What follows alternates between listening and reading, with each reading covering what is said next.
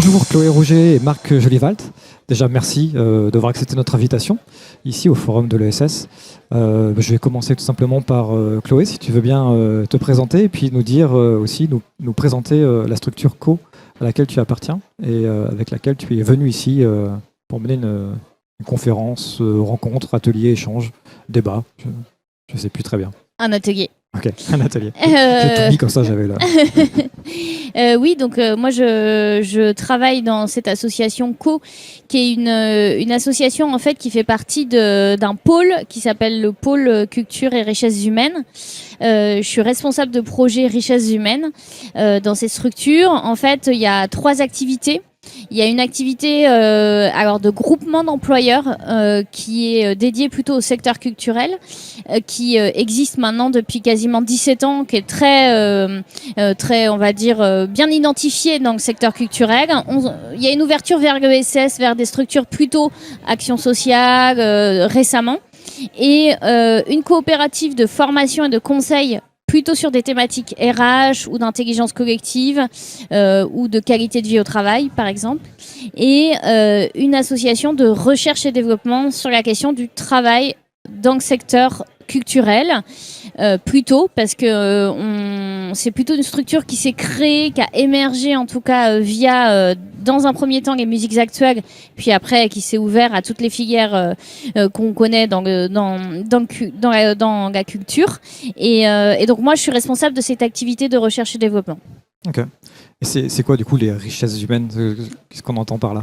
Eh ben, en fait, les richesses humaines, en réalité, c'est un terme qui est utilisé depuis très longtemps dans la psychologie du travail ou dans la sociologie du travail. Enfin, ça dépend vers quel courant on se tourne, mais en tout cas, c'est de plus en plus utilisé et qui s'est connu depuis longtemps. En fait, on parle des richesses humaines pour parler de l'humain et du fait que l'humain est avant tout une opportunité, une richesse pour une structure, quelle qu'elle soit, association, entreprise, coopérative, peu importe, et non un coût ou une charge. Et donc, on privilégie le terme richesse à ressources. Ok, très bien. Toi, Marc, du coup, tu es venu aussi aujourd'hui pour une conférence pour le Centre français de sociocratie. Alors, je crois savoir que ton parcours est un peu différent. Est-ce que tu veux bien nous en parler? Du coup, qu'est-ce que tu es venu faire ici et un peu nous expliquer aussi ce qu'est le Centre français de sociocratie? Je vais peut-être commencer par là. Donc, je suis intervenu aujourd'hui pour présenter ce qu'est la sociocratie à l'ESS, enfin aux agents de l'ESS. Et on a pris avec ma collègue un prisme qui est un peu particulier, qui est les outils de la gouvernance sociocratique au service de la transition écologique et sociale. Et moi, je m'identifie plus à ce côté, à ce volet écologique. Donc je suis bénévole dans cette association qui compte une grosse 50aine de membres. Cette association existe depuis 10 ans et j'espère ne pas dire de bêtises. C'est une association nationale. Elle est ouverte aux personnes qui sont formées à la sociocratie et qui ont un intérêt pour cette méthode-là. C'est aussi une association ouverte à tous les acteurs de la sociocratie, donc les formateurs, les dirigeants formés à cela. J'en passe, je ne les connais pas tous, tout le détail. Et l'objet social de cette association, c'est de promouvoir le développement, le déploiement de la sociocratie en France, en région francophone. Okay. Alors, est-ce que ça veut dire que toute association, structure qui le souhaite peut contacter le centre pour se former sur la sociocratie? Oui, absolument. Est-ce que ça peut partir d'un simple désir, quoi, c'est le plus gros vivier de formateurs en sociocratie qui existe à ma connaissance en France. On a un processus de certification des formateurs, ce qui garantit une certaine qualité de la méthode, enfin une qualité de la transmission et rester fidèle à la sociocratie telle qu'elle a été conçue par son fondateur, Monsieur Edenbourg. Quiconque a intérêt pour changer sa gouvernance peut contacter le CFS.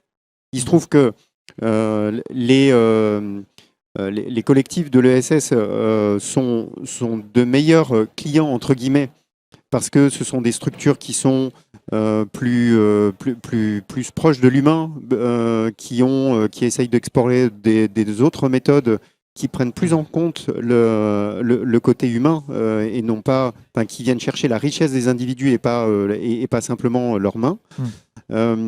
Donc, nombre des formateurs se sont quasiment spécialisés dans l'accompagnement des associations ou des organisations de l'ESS.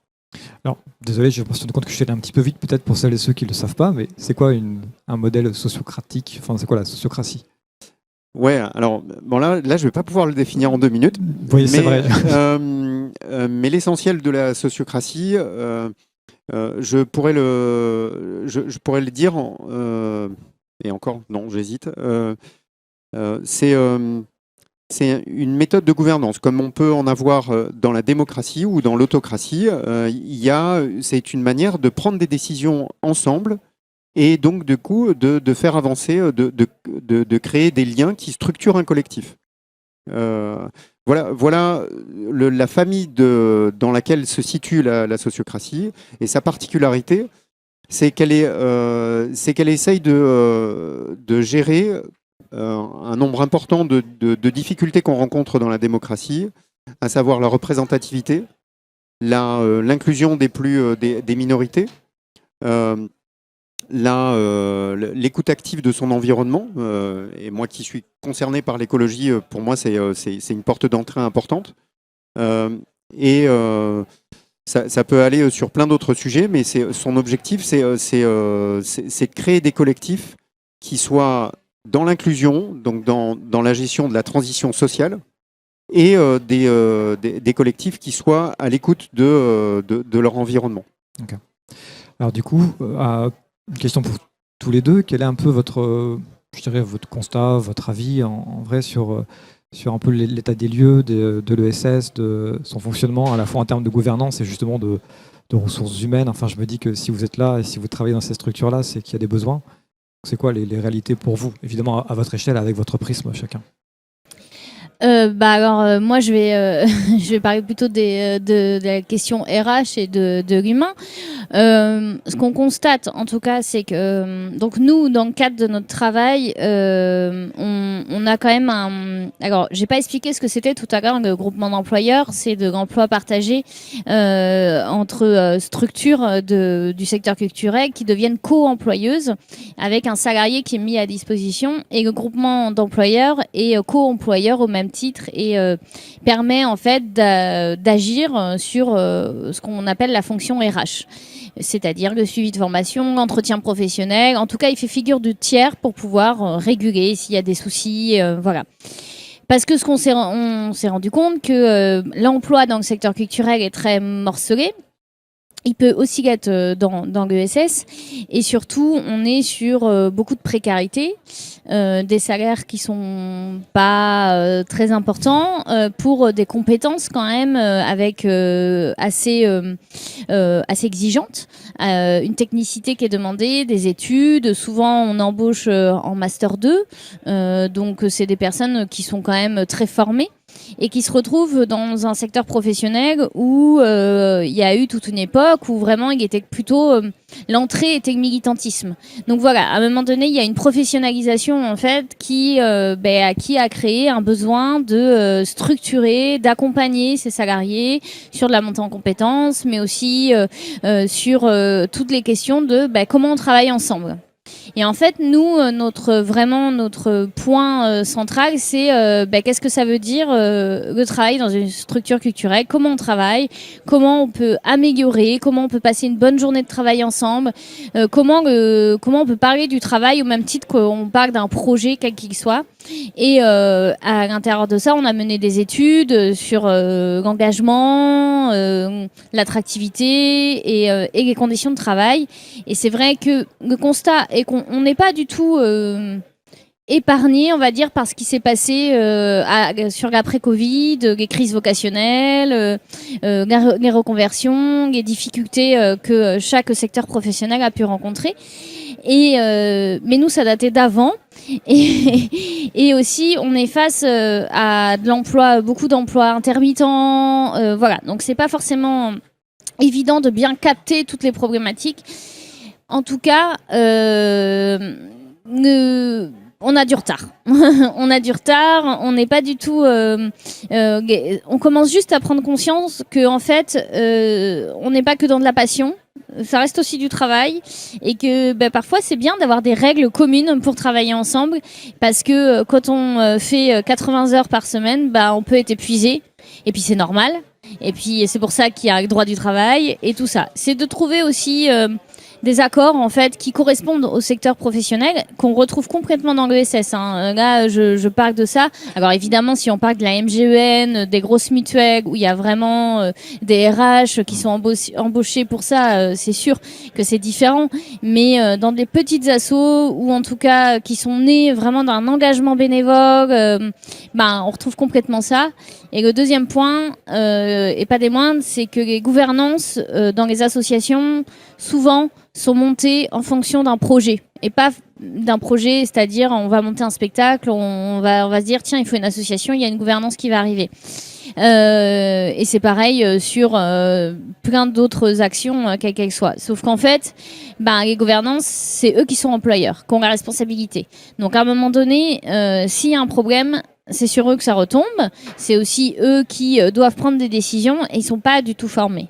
Donc il y a tout ce travail-là à faire aussi de formation des bénévoles, de réflexion autour de la gouvernance, que c'est pas seulement parce qu'on a besoin de monter une association, c'est plutôt on s'engage dans un projet, qui peut nous accompagner là-dedans. Et voilà. Okay. Je pourrais en parler des heures, donc je vais m'arrêter là. Déjà, c'est intéressant. Ça dresse aussi un premier constat, finalement, qui est de dire que c'est pas parce qu'on a les meilleures volontés du monde dans un milieu qui est souvent quand même qui vise plutôt le bien-être. Malgré tout, il existe aussi du mal-être au travail. Il existe des conséquences, on va dire, à nos actes. Ah oui, complètement. Et voilà.